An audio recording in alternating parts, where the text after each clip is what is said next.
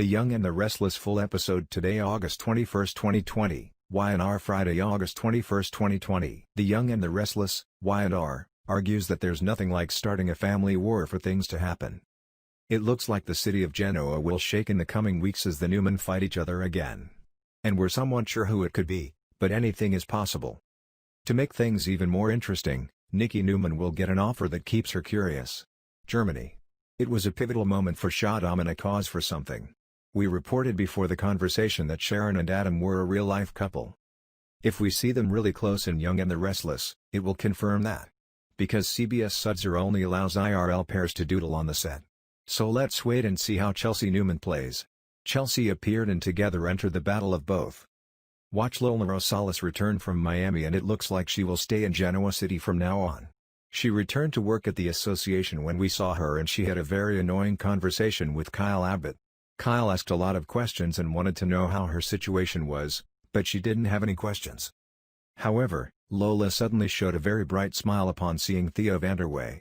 Kyle left, she and Chase caught up.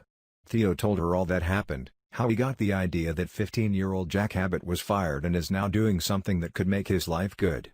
Then, while he didn't tell her exactly what it was, he arranged another meeting with Billy Abbott and Billy texted him that he is currently free.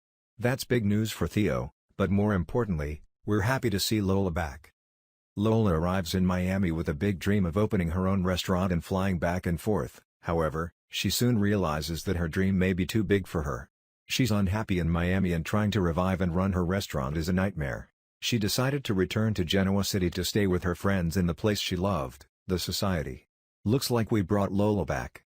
No, it's time for her and Theo to blossom their relationship. The Young and the Restless, Y&R, shows Nick Newman and Phyllis Summers very stressed out in many of their scenes. I don't think it's because of their acting or even their personalities, it's just the way they write and the background they're together. Yesterday was particularly bad, when Nick treated Phyllis to take a shower with something or another bath salt she liked and then went on to play games on their phone. The game in question was introduced around dinosaurs, because, okay?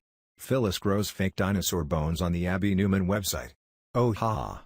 So Phyllis walked out of the bathroom and they started playing this crafting game on their phones with the sound effects from 1980s video games and their dialogue was horrible.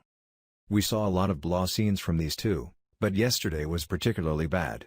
I'm sorry if you like it or think it's cute, I mean, it's all subjective, but man, I can't get over it. I really can't stand these two together and every time I see them on screen together, I die a little in my heart. Even though Summer Newman has accepted that they get back together, we don't do that. Right? I wake up every morning hoping that something will happen and Nick will be a decent brother to his sister and Phyllis, I don't know, will lock himself up somewhere. Sharon's spot, she told Ray that Adam was coming soon. He thinks she will be successful and assures her that he is fine with this, but worries it will be taxed more than she thinks. Sharon promises to protect herself, she knows her limitations. In the penthouse, Chelsea says it's been a big day and Adam admits he's worried, but ready. He's very glad she changed her mind about his working with Sharon. He hopes to get an answer today. Chelsea warned him it could take time and they agreed to do one at a time. At the Abbott mansion, Jack is surprised to see how quickly Dina's boxes from Paris arrive. Tracy is watching them as Jack says he is desperate to figure out why a certain family movie means so much to their mom. The conversation moved to Jabo to buy Newman cosmetics. Jack thinks Ashley is just as worried as he is, and Tracy offers to hold the celebration afterwards. She agrees not to put her hope in Dina in the film, but then, alone, Tracy excitedly finds the film. Victoria entered Chancellor Media, and Billy greeted her. He congratulates her on her reinstatement as Newman's CEO. He hopes she will raise his salary. He said that Victoria has every right to be angry with Victor. First, she was removed from the CEO position and Adam was brought in. Shortly after, Adam left the CEO position and she was back. Victoria says things have changed since then and she asked Billy to close the door. She explains why she's there.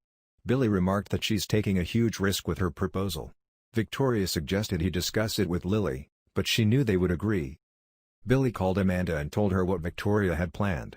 Amanda made a reservation, and she asked Billy to ask for more time to discuss the details of the plan, but Billy said Victoria must have an answer within an hour. Billy understood that such an opportunity would not appear again. He is very supportive of continuing Victoria's plan, but he needs Amanda's advice. He admitted that it would cause a Newman war. In Phyllis' room in Grand Phoenix, Nick arrives pushing a hotel stroller filled with Phyllis's favorite breakfast. Nick said he wanted to create a perfect outlet for her, and when she started her new project he didn't want to get involved. Nick received a call from a reporter. Frustrated, he told the reporter that he did not know what the reporter was talking about and interrupted the call. Phyllis suggested Nick stay with her all day. Nick says he should take her advice, but he must know what's going on. He disappeared. In Newman, Nikki walks into Victoria's office and asks her about the press conference. She warned Victoria about disclosing the family's personal business. She says Victoria needs to think twice before revealing any personal family problems. Nikki said that if Victoria did, it would leave Victor in terrible legal trouble and ruin Newman's reputation. Victoria says she has to meet her guest. Nikki begged Victoria to postpone the press conference and discuss with her family first, but Victoria said she is running Newman and will do what's best for the company and her family. She tells Nikki that she won't change her mind. At the Grand Phoenix's lobby, Nick meets Nikki.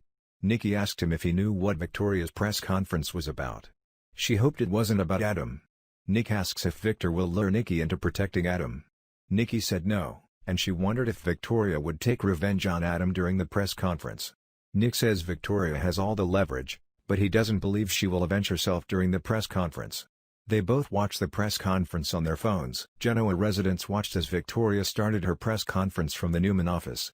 She announces that she is officially Newman's CEO and she is proud to head such an incredible executive team.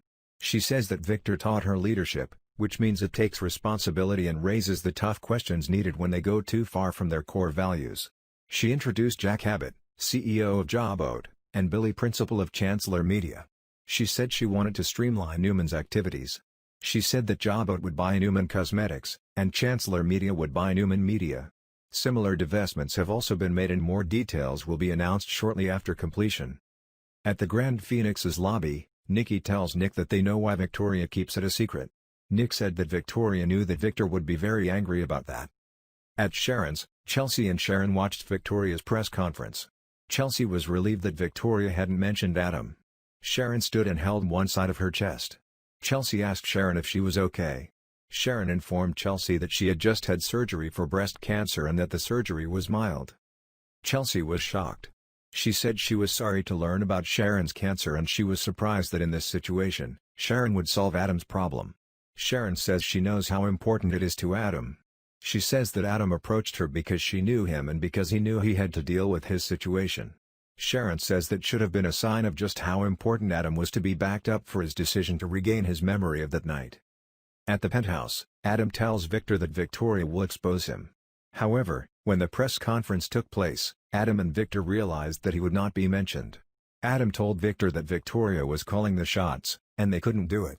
Victor smirked and said, "We'll see about that." Shortly thereafter, Victor came to Newman's office and asked Victoria what she was doing by selling off his company's products and why she was selling them to everyone, Jack and Billy Abbott.